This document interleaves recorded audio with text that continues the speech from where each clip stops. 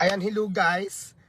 Ibang ano naman tayo ngayon, ibang eksena naman tayo ngayon. Dito ako ngayon sa Pasay City, sa Seaside Macapagal, Pasay City, kung saan dito bumibili yung mga seafoods lover, di ba? So, tatry naman natin yung seafoods ngayon kumain.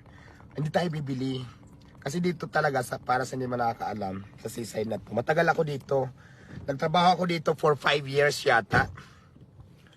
Nagtitinda rin ako dito sa mga lutuan na to, sa mga seafoods paluto kasi dito. Bibili ka muna, bibili ka muna dito sa palengke, mga seafoods, tapos papaluto mo sa restaurant. So naging trabaho ko to sa palengke. Kilala ako dito, pero ngayon, hindi ako bibili.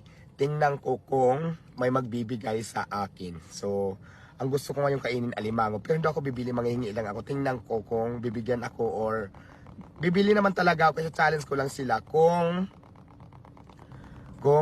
bibigyan ako. Pero kapag bibigyan ako, pag binigyan lang ako, magbibigay ako ng 1,000 pesos para bayad din, nakakaya naman. So alimango lang, gusto ko lang kumain ng alimango. So let's go. Bababa tayo, pupunta tayo sa mga kilala ko. Manghihingi ako, pero kung magbibigay sila sa akin, may 1,000 naman ako para pang bayad kasi nakakahiya din naman, diba? So bababa na ako ng sasakyan. Ayan. Seafoods paluto.